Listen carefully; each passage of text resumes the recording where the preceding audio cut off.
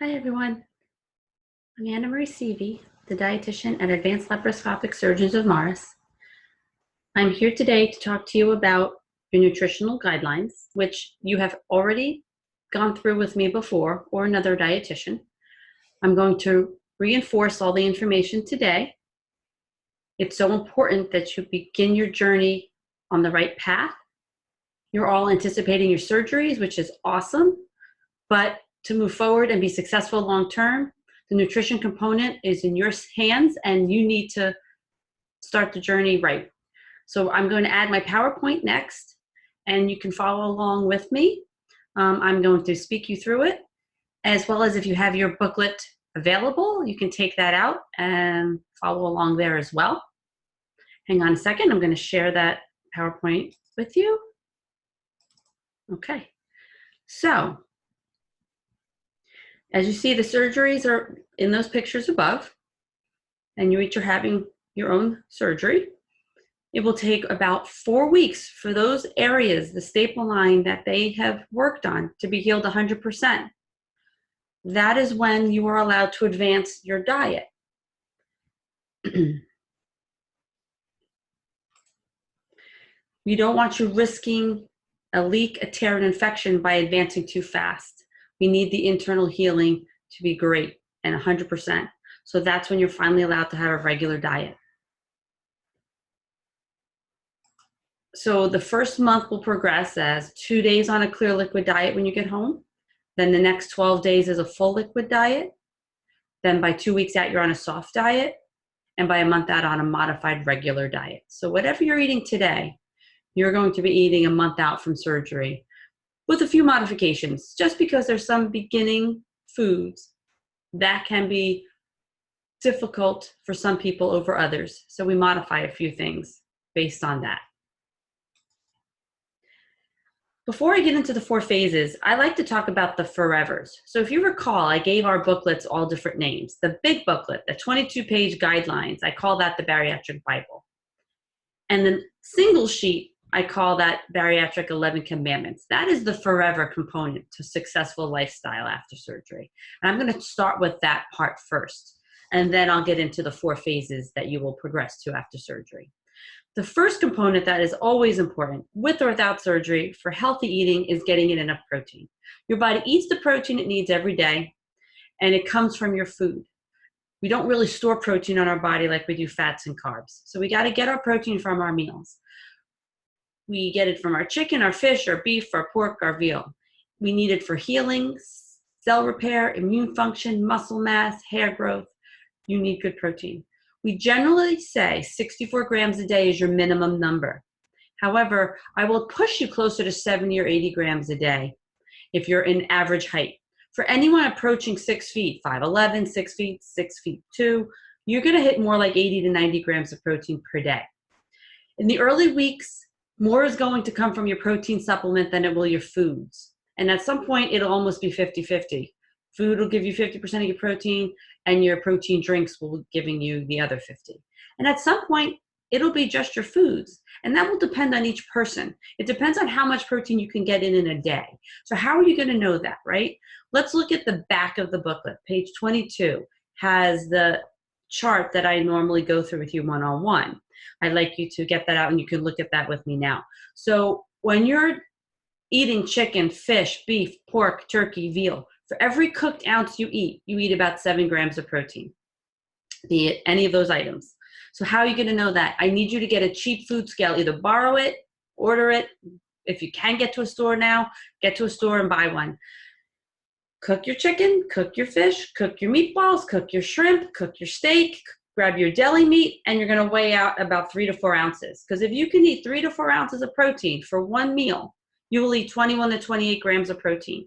And if you do that for breakfast and lunch and dinner, you will have eaten enough protein for your day. That's the future you. That's the you on autopilot when you don't need supplementation. That's what you're going to get to at some point, I promise. But in the beginning, you're not going to eat that much, but you need to know how much you eat. So then you know what you need to supplement with your protein drinks. So if you could only eat 2 ounces of turkey breast from the deli and 2 ounces of fish for dinner and 1 egg for breakfast, well, then you're going to need to get a protein drink in that day. So you need to log or use an app to tally up your protein so you have an idea of where your protein sources are coming from and what you need to supplement. Something with a label doesn't need to be weighed. So if you're grabbing an egg, can of tuna, string cheese, yogurt, cottage cheese, those packages tell you right on the label what your protein value is. And you can just look at that and write your value of protein intake from that. All right. The next important part of life is having good meal structure, eating strategies. I get a lot of grazers and I get a lot of skippers. And I really want patients to have good meal structure routine. We don't work well on the fly. We don't work well with grazing. With or without bariatric surgery, it gets us into trouble. Right now, many of us miss a meal and make it up later. Well, guess what happens? We overeat and choose poorly when we miss meals. So we need to make sure we get in our meals per day. And they're not eating a lot. And I know a lot of you are busy and running out the door and have long commutes and have children to deal with. Get ahead of yourself. Plan ahead. Know your week's plan. Have the options you need. Don't have to be making recipes off the get-go. Keep it simple is my motto. Keep it simple, stupid. KISS. That's kind of something I grew up with. And it doesn't have to be hard for you. So keep it simple, whatever works for you. So 3 meals a day is how you're going to get started, and 2 protein drinks. You will not eat enough yet, so you need the protein drinks as your backup. You're going to always stop when you're full, even if you haven't finished. So here's your 4 ounces of protein. You can only eat 1 ounce. You're done. Nothing else can fit in. Guess what? You're done. Move on. Meal's over. You realize you didn't eat enough? You're going to grab that protein drink later in the afternoon. You're not going to eat longer than 30 minutes because slower, longer eating allows grazing and allows larger portions. You never really feel that sense of fullness when you eat for longer periods of time. That's the day-to-day rule. Exceptions could be special events like a holiday meal, someone's wedding, you're out to dinner. You're not leaving the table. That's an exception. But on the day-to-day, eat your full or 30 minutes, whichever comes first. You need to learn to eat slow, and that's a really hard one for many patients. So you're taking dime-sized bites, and you're going to chew that 30 times before you swallow. Put the fork down in between bites. Put the sandwich down between bites. If you haven't started practicing that now, start practicing it because it's going to be hard, and you will learn the hard way if you don't eat slow enough. So really work on that. And it's also a secondary mindful component, which is a benefit. Eating slow gets the brain tasting the food, the eyes and palate enjoy that meal, and you walk away more content. And that's the purpose, is feeling content. Fluid is just as important as protein. And everyone kind of puts this on the back burner. They get an A in their protein intake, they fail their fluid intake. So you really want to work on this. 0 calorie, 0 bubbles, a half a gallon of fluid a day is your minimum. Decaf is your first month. There's no caffeine sources the first month. After the first month, you're allowed about 16 ounces of caffeine. Rest of the day is decaf to make sure you hydrate. Hydration is important because it helps your body digest its food, circulate your blood, metabolize your fat. That is a part of feeling well and losing weight. And often when you come to the doc and don't feel well, it's your fluids that are off, not your protein. So you really need to make sure you get your fluids in. No eating and drinking is going to be a lifetime rule, which everyone cringes at when I tell them. So it's important because there's no room for both. You cannot eat your 6 to 8 ounce meal and fit an 8 ounce glass of water. Right now, before surgery, we can all do that. We have lots of room, but after surgery, it doesn't work. Our body cannot fit both, and we need to nourish ourselves and feel full, and we need to drink between meals. You will accidentally do it, and you will realize why you shouldn't, because it makes you sick. In the beginning, for sure. Down the road, people learn how their belly feels, how to eat, how to get in your 6 to 8 ounces. And they also learn how to drink and eat. And that is not what I want to happen, because that can be a slippery slope and allow you to fail long down the road, because it will allow your portions to grow at a meal before you feel full. And it can allow you to snack between meals because you're not feeling full and satisfied at your meal. The food is emptying out fast, and now you're snacking because you have this hunger feeling. So it's really an important thing. A few sips, like I probably showed you, 3 or 4 little sips at a meal is safe. It's not going to flush out your belly, probably not going to make you feel uncomfortable. But you're drinking those ounces between meals. So you're going to stop 30 minutes before you eat. You're going to eat, and then you're going to wait another 30 minutes to drink. And that is forever. Another exception could be that occasional drink, glass of wine, or a cocktail you might sip from beginning to end of a meal with some friends out to dinner. That's, again, an exception. Drink slow, eat slow. I can't express that enough. So you're not going to drink fast just like you're not eating fast. You're going to take your glass of fluid. You're going to take a sip or two, put it down. You're going to take another sip or two, put it down. So your 0 calories, 0 bubble fluids and decaffeinated fluids are going to count towards helping you hydrate, and you're going to drink slow. So slow down is your big message there. Alcohol. Many doctors will say a year no alcohol. You'll read that a lot or hear from friends that went elsewhere. We say 3 to 6 months, which I think is a pretty darn good compromise. So the reason in my mind is because it's a lot of empty calories. 5 ounces of wine, 1.5 ounces of hard alcohol, about 125 in calories. Typical 12-ounce beer, 150. You talk the more craft brews, you're closer to 200.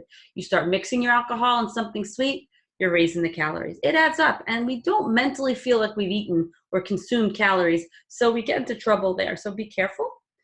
That's why there's a reason we hold off for 3 to 6 months. Another reason is it's taxing your body. Your body is healing from a major surgery. Many of us have medical conditions that will affect our body's healing.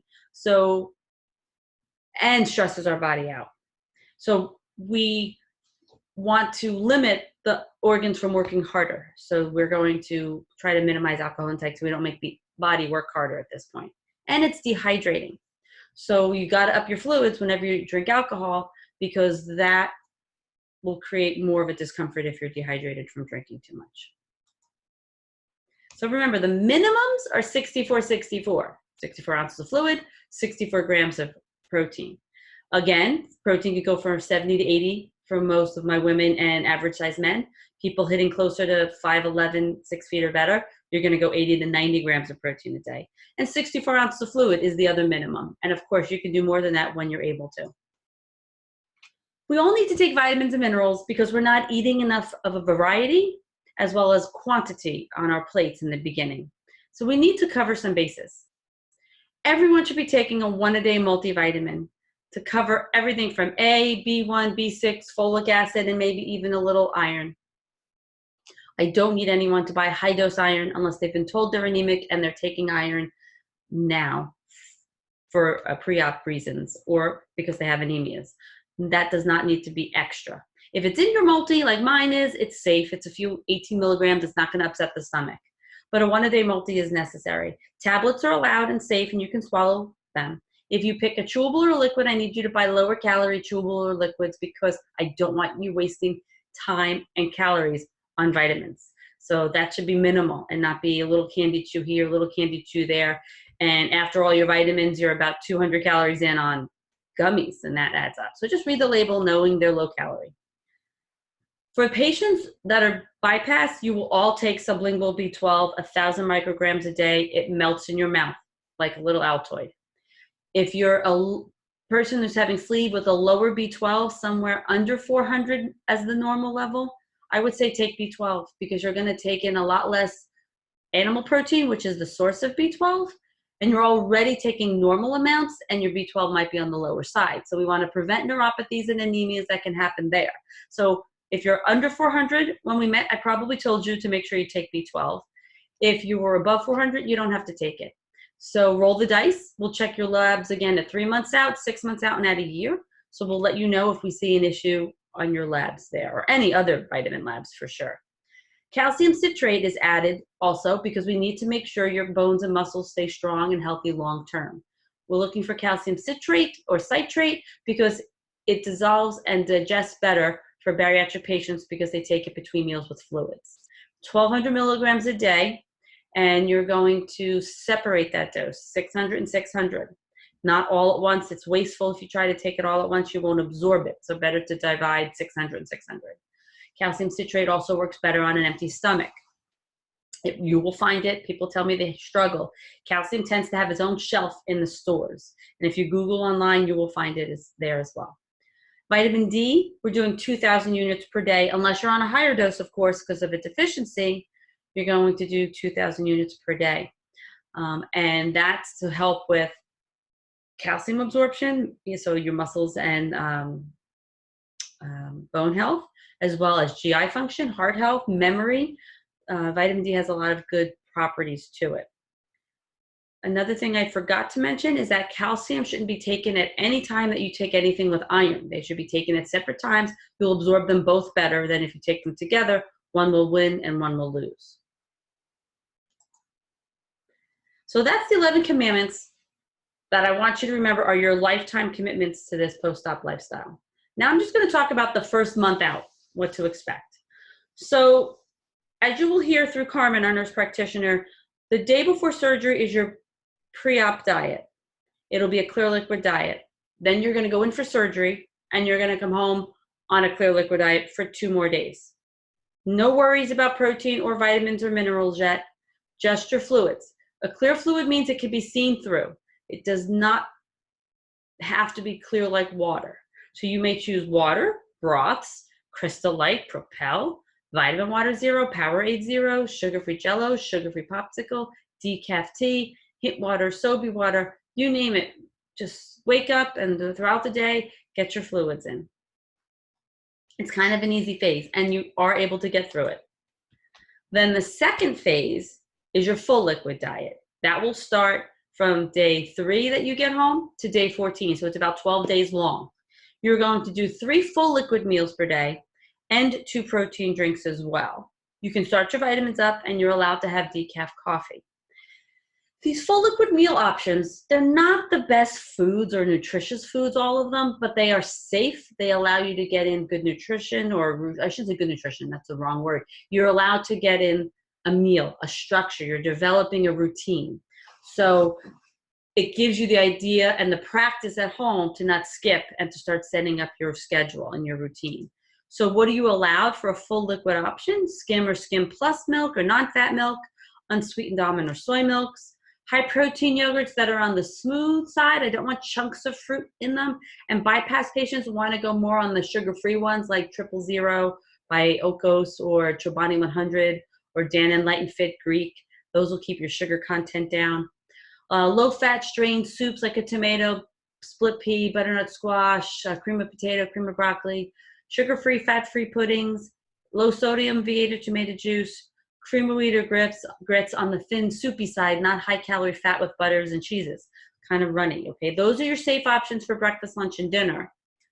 And then your protein drink, and now this is pretty much your nutrition at this point in time. So you need to know you have protein supplements home that you like, and even though you might choose chocolate Undri that I gave you to try, you might find after a few weeks of it, you're sick of it. So I want you to try different things, different flavors, present it differently so you have options and you don't get bored of your protein drink too quickly, because they're going to be in your world for a while now.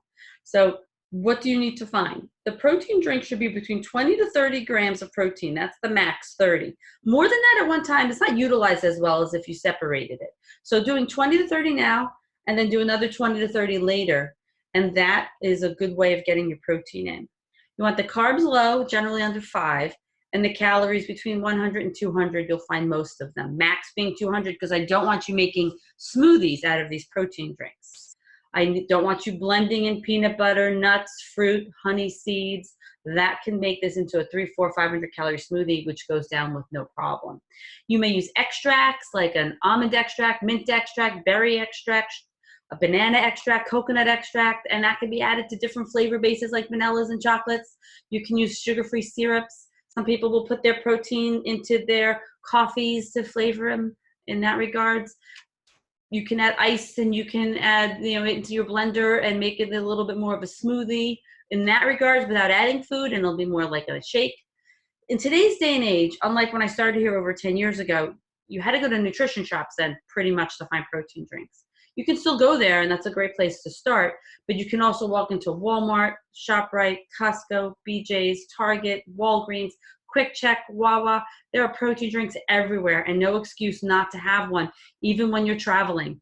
So if you're in a bind, you can find one on your way in some place across the country. And if you're leaving the country, you want to pack stuff in your suitcase, so you have options when you go abroad. Now here's a sample day.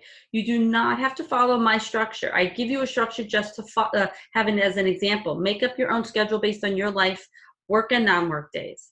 But there's your idea: breakfast, lunch, and dinner.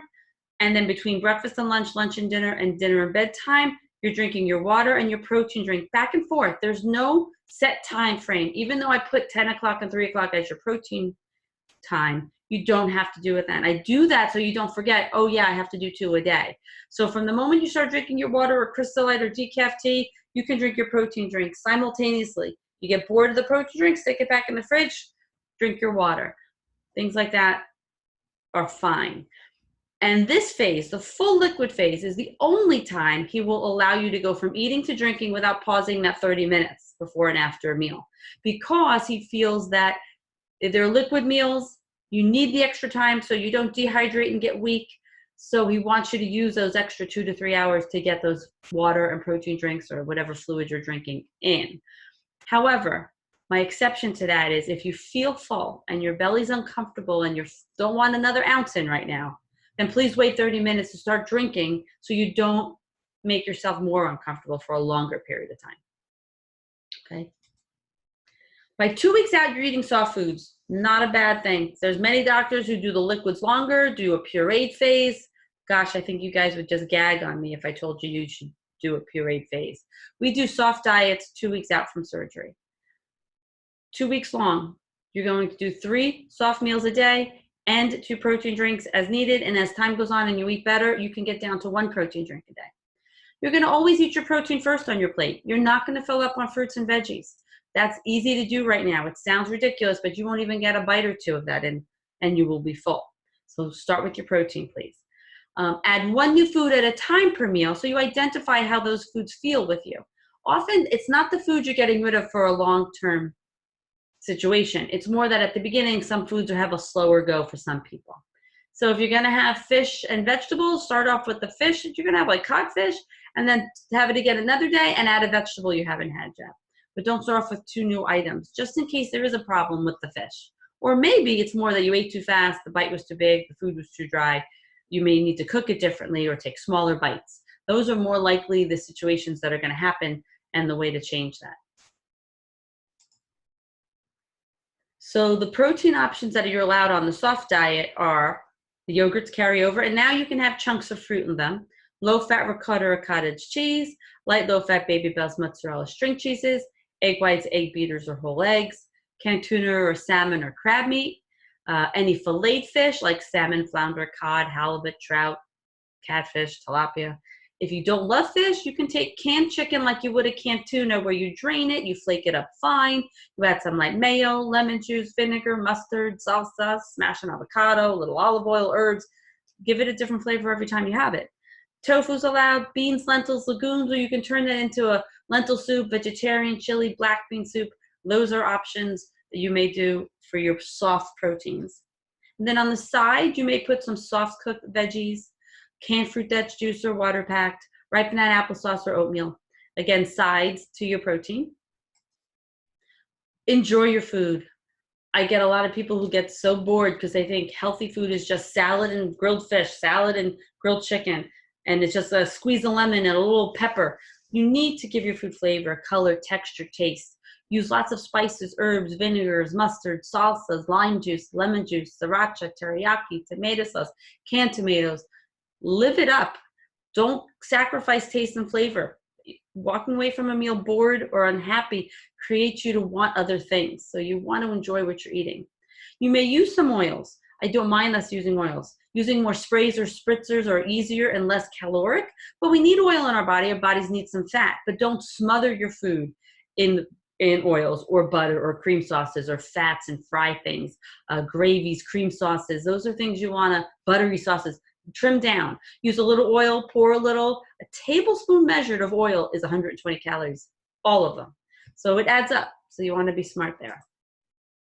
Now here's a sample soft diet, breakfast, lunch, and dinner. Now it's a definite hard wait on 30 minutes after you eat to drink. And then you're going to also stop 30 minutes before your next meal. And that's all day long, and drink all day long between meals. And as you can see there, I have 2 protein drinks still scheduled. But if you want to only have one because you're eating better, you can cut it back. So that is why, like I said early on, using an app to count up your protein is important, as well as your fluid. I don't care about the other nutrients they talk about or the calories. What you do is calorie controlled. If you are following my guidelines and how we talk about it and how we recommend you to balance your day and your meals and how to cook and eat smart, you are going to be calorie and carb controlled. It's a given. It'll be barely 600 to 700 calories right now, and we expect that. But your protein should be hitting between 64 and 80 or 64 and 90 grams a day, and your fluid should be above 64 ounces.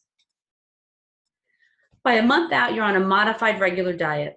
Again, everything you eat today is allowed at a month out from surgery. There's not an issue there. There's a few things we modify, and I'll get to that, but there's no true restrictions.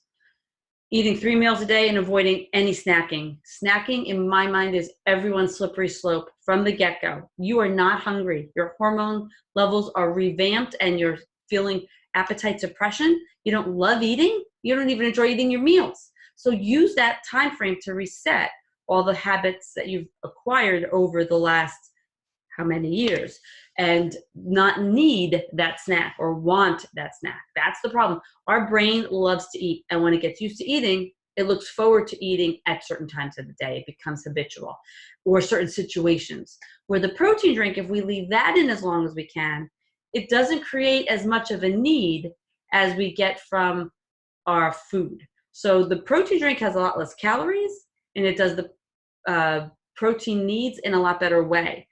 You would need 2 to 3 high protein yogurts to get the same protein than you would for maybe one protein drink. And you're developing a habit to want those yogurts every day at certain times. So if you're a snacker now before surgery, I want you to feel free after surgery and not let snacking control you. And if you weren't a snacker now, I don't want to create a snacker after. I'm not saying you'll never have a snack anytime in your future life, but you want to be in a good place with your food, right? When we met together, or if you met with other dietitians, I hope they told you diets don't work because they're always in nevers. I'm trying to teach you to become a moderate eater, middle of the road. Not that you'll never have snacks, but if you need that 9 o'clock feeding every night because it's normally your relaxed time, you need to find ways to work on relaxing that food doesn't have to be used for that. And snacking is one of those early entries into getting us to go down that slippery slope. So when you don't want it in the early weeks and months, keep it out until you're in control of your food and you feel like you're in charge. So the proteins from the soft diet carry over, and now we're adding lobster, scallops, shrimp. We're also adding ground meat to make your meatballs, burgers, meatloaf, chilies. And your tender, soft cooked meats are going to go down a lot better than your dry, tough. So crock pot stews, pressure cooker, pulled pork, chicken salad, stir fries, Instapot, air fryers, cooking it in tomato sauce, dipping it in with salsa. That's the first modification. Soft, tender meats are a lot better than dry, tough, white meat chicken, white meat pork, dry steak. That is a big complaint early on, which over time, some people can do better, and some people find they still need things to be soft and tender, and it's a very personal thing. But to make sure you're getting good protein, you want to start off with very soft, tender foods as needed. Your raw fruits and veggies are added in, but right now we're going to peel the skin on the tough ones, like the cucumbers, the apples, the pears, the peaches. We're going to chop things up really tiny, chop, chop, chop, because these foods are harder to chew down. Our teeth do its job, but not enough as we could with softer foods. So you want to chop these up, chew them well. And you can go from lettuce and tomato and cucumbers to apples, pears, berries, and melons, and the gamut in between, but chop them up tiny. The only things we say to avoid, raw celery is a culprit. If it's cooked, I'm not really worried about it. The raw celery can be an issue. Celery sticks are so stringy. If you like celery, go home now and try and chew up a celery stick. It's tough. And then that fibrous part goes down whole into a belly that doesn't really expand. Corn and grapes have that same issue. Oh, let's go back to celery. I skipped something. You want to mince your celery if you're going to try it in chicken or tuna salad in a few months. That's allowed. Okay, but other than minced, I recommend you hold off. Corn and grapes. The skin around the corn and grapes can be a problem as well for some people. So just stay away from them for a few months. If you add them back, corn's in something, or you have corn on your plate, remember to starchy vegetables, not a great choice. But once in a while, we may have some corn. Chew it really well. If it doesn't upset you or upset the belly, you're fine. Grapes, Before you have them, I wait a few months, and when you do have them, I would cut them up smaller because our teeth do not chew the skins on the grape very well. So it's better to cut them up to try them out.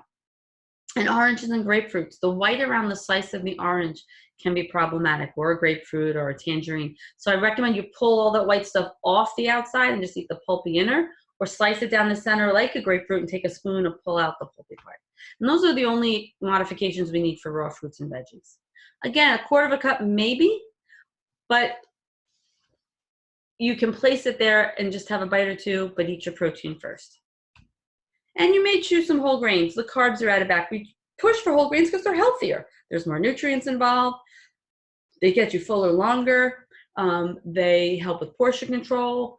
They're good for your blood sugar rises and falls. So it's better for blood sugar control.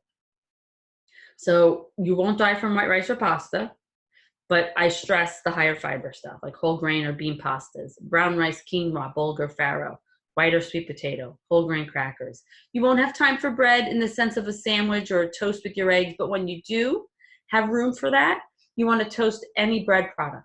Whole grain, high fiber preferable. So your sliced bread, your roll, Italian bread, sandwich thin, English muffin, pita, tortilla, flatbread, crunchy or seared, and that will sit better when you have the availability to have that. And now here's a sample. To me, this is your lifetime look at your, from 4 weeks on, this is how you want to plan out your day. Breakfast, lunch, and dinner. Holding off 30 before and after each meal. Those meals are only about 6 ounces in size, which you still will not finish a month out.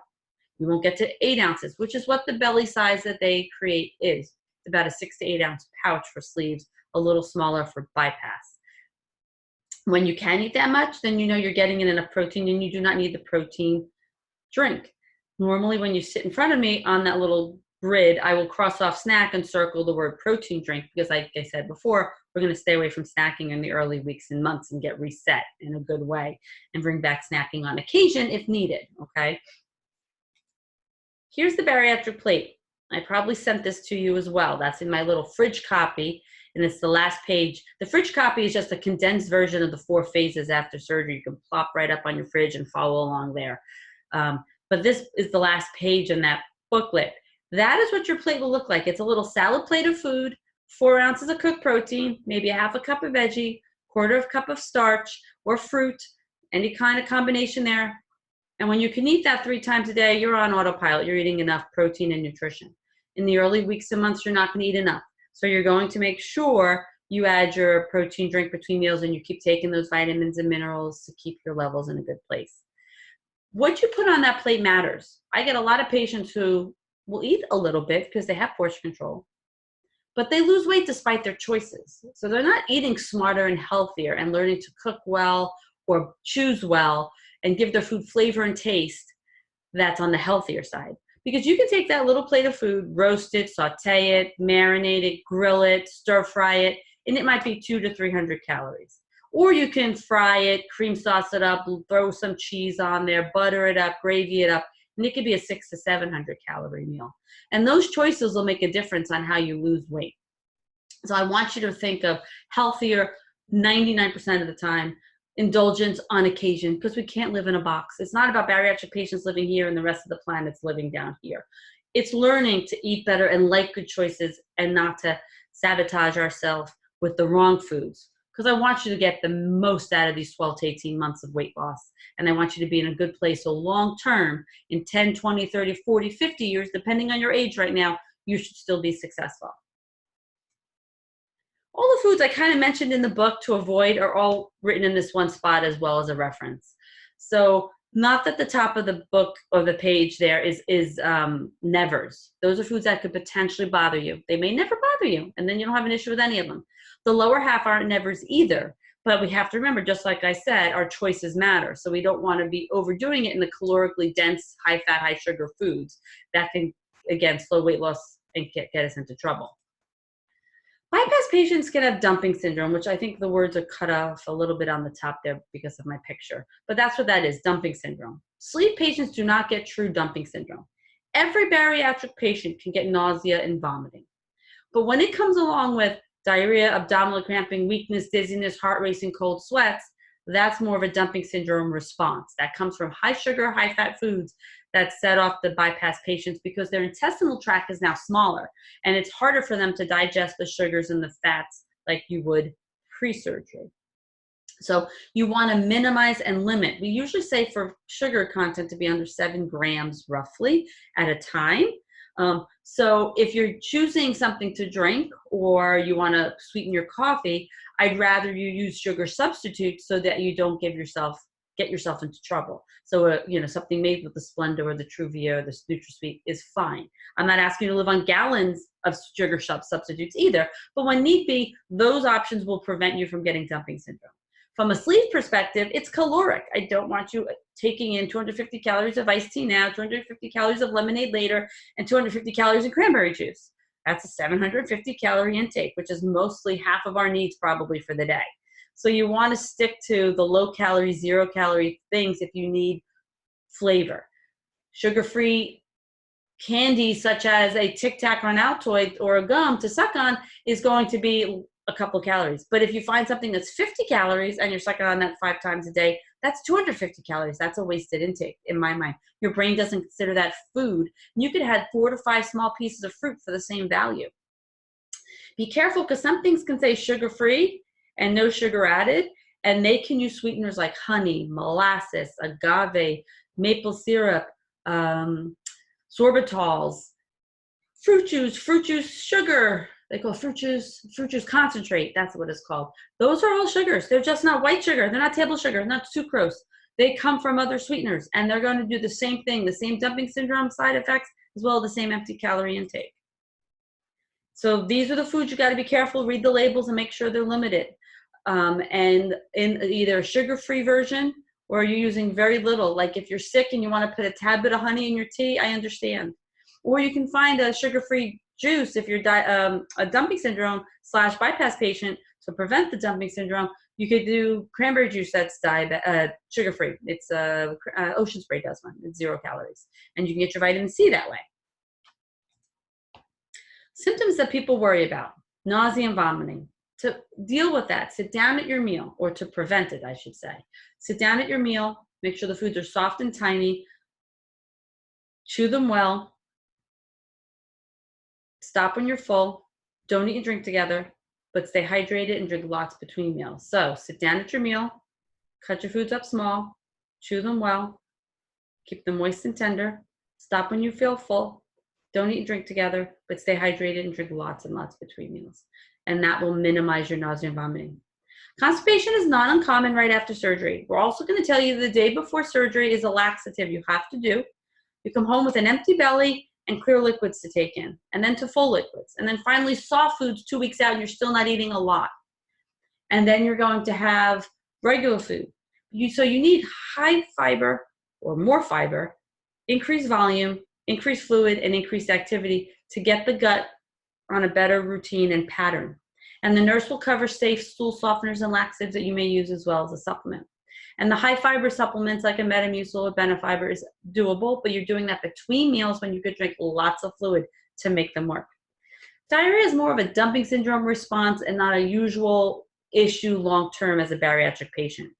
So if you're experiencing some diarrhea, understand it's not normal if you never did before. So decide, is it temporary because you got a little bug, or is it because maybe you're having lactose more than you ever used to, more dairy, or you're mixing your protein drink with dairy that you don't normally do. So maybe that's it, and switch to a lactose-free or a nut milk that's unsweetened, or soy milk that's unsweetened, or you can do a whey protein. Maybe the whey protein is bothering you. You might choose an egg white protein or a pea plant protein or a soy protein. Sometimes you change that around, and that helps that diarrhea if it's become more of a prolonged issue. Hair loss. I don't have bald bariatric patients, but everyone freaks out when they see that. There is a point where you're going to find your hair might feel thinner. It usually starts around 3 months out from surgery. It can last to a year out. It is not as noticeable in men because their hair is short and they don't see or feel it like women do, because as we wash and brush our hair, more falls out in the brush or shower and we feel that it's breaking and we're balding. You're not really walking around with bald patches. I can't stress enough that for you to minimize this, you need to make sure your protein, your fluids, and your vitamins and minerals are hitting their mark as soon as possible after surgery. I know you're not going to be perfect the first week. It's going to be a struggle, and that's expected. But to slowly keep chugging forward towards 64 ounces of fluid, 64 grams of protein, and better, and taking those vitamins and minerals every day. People ask if they can do hair and nail, hair, skin, and nail, and biotin supplements. You're allowed. It's safe. It's not going to harm you. You're going to take them with your other vitamins. But remember, the nutrition component is how your body's going to feel good long term. So you want to make sure you're doing that on a regular basis. And that is my presentation. I hope it's a repeat for you and that you remember a lot of it from when we first sat down. It's all in your guidelines. The Bariatric Bible, that booklet, that 22-page booklet is yours to keep. And it's yours to remind you what you need to do, so that if you're sitting home and you're confused and it's day 18 after surgery, you better be looking through the soft diet, phase 3, and that information is going to be in there. I wrote that book. It's wordy for a reason. I teach it how I wrote it. So everything is in there. The information is there for you. So I'll come in a minute or two and see if you have any questions. And that's it. It was a pleasure, and I hope this all makes sense. Thanks for coming, everybody.